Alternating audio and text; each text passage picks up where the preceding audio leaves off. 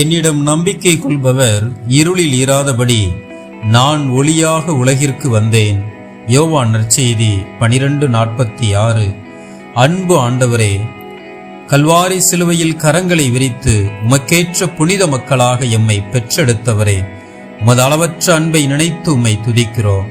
உம்மேல் நாங்கள் கொண்டுள்ள நம்பிக்கை எங்களை இருளில் இராதபடி உண்மையின் ஒளியாகிய உம்மை பிரதிபலிக்கக்கூடிய சாட்சிகளாக மாற்றியதற்காக நன்றி அப்பா.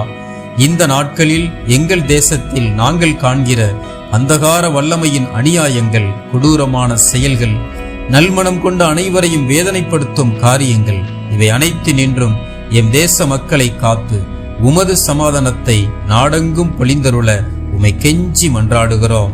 எங்கள் ஆண்டவர் இயேசு கிறிஸ்துவின் ஈடு இணையற்ற நாமத்தில் ஜெபிக்கிறோம் எங்கள் நல்ல தந்தையே. ஆமேன், ஆமேன்.